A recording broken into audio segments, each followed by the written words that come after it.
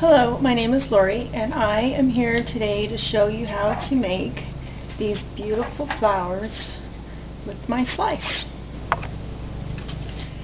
The first thing I've done is I have cut out the flower shapes with the Slice Basic Shapes 2 design card. I used the 7th flower on this grouping. For the petals, I cut a 4-inch, a 3.5-inch, and a 3-inch. For the leaves, I used the third to the last design in the same grouping with the same design card, and I cut that out of green cardstock. Now we are going to distress the edges of our flowers. I'm going to use the Spice Marmalade Tim Holtz Distress Ink by Ranger. I'm going to apply it with a foam applicator. You start off the edge of the paper. The harder that you press, the darker your color will be. And you can go over it multiple times to get a darker color as well. And I'm just going to do the edges. It doesn't have to be perfect. I do want it kind of dark and vibrant. I'm going to do this for all 3 of the flower, all the petals on all 3 flower sizes.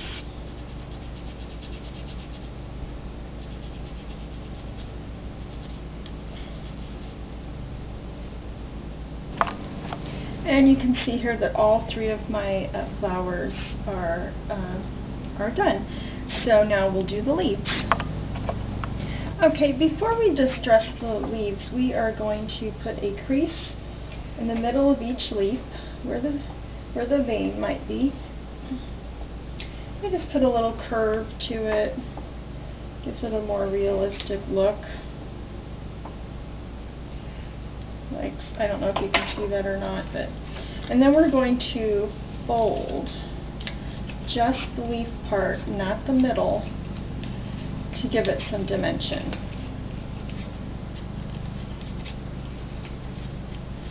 So you fold each leaf like that, and now you can see it kind of sits up. Now we're going to distress just the edges of each leaf, and I'm using the walnut stain in the Tim Holtz Distress Inks by Ranger. I have my foam applicator. Now I'm going to hold the center of the leaf, and I'm only going to rub gently so this part of the leaf never even touches the workspace. And this way I don't get the whole leaf, I only get the edges. You can do it this way, or you can do it that way. Whatever works best for you.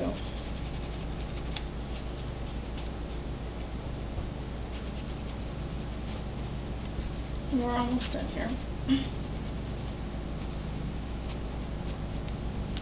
There. And you can refold these a little bit if you want. There. Now you can see that we have all of our pieces here.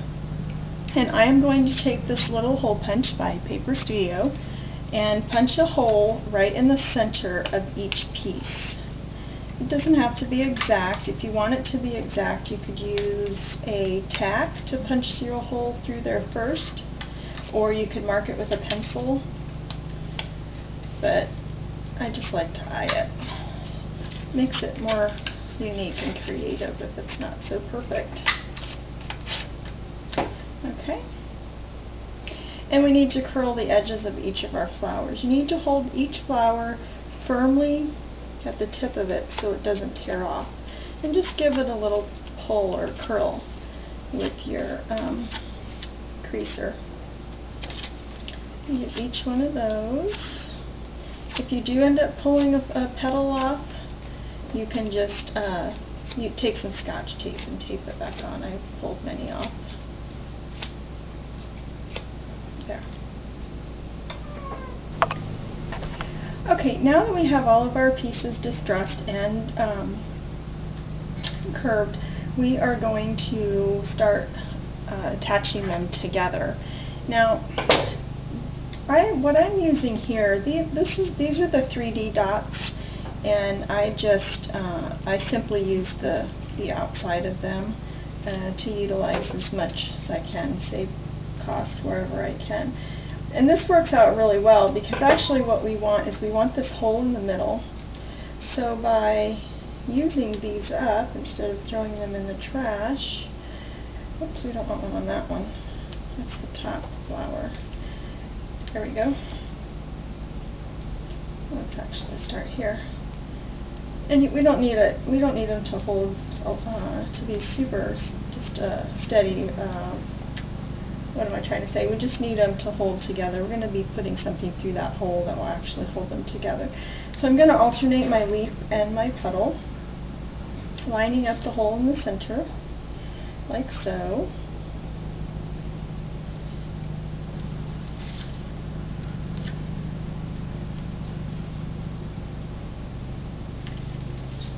Turned. And now the top one. And it's coming together real nicely. It looks good. Alright, now we need to cut one of these little flowers to go in the middle. And you have to have a hole in this also. So we have to cut the hole with our punch first before we cut the flower. Otherwise you'll never get the flower in here to punch the hole. So I'm just going to punch this hole there. You can see the hole. And then I'm going to turn the flower punch upside down and line it up so that that hole is right in the middle of that flower punch. Punch it out. Perfect.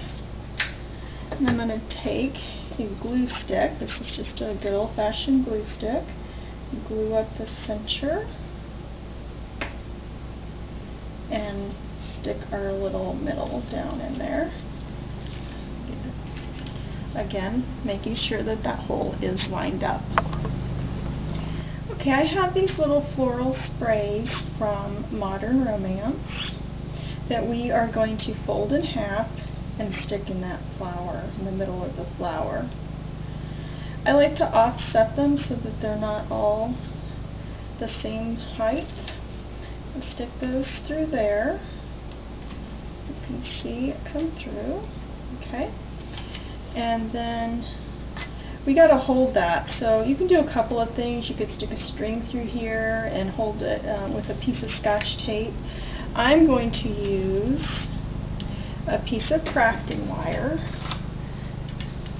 I'll just cut that.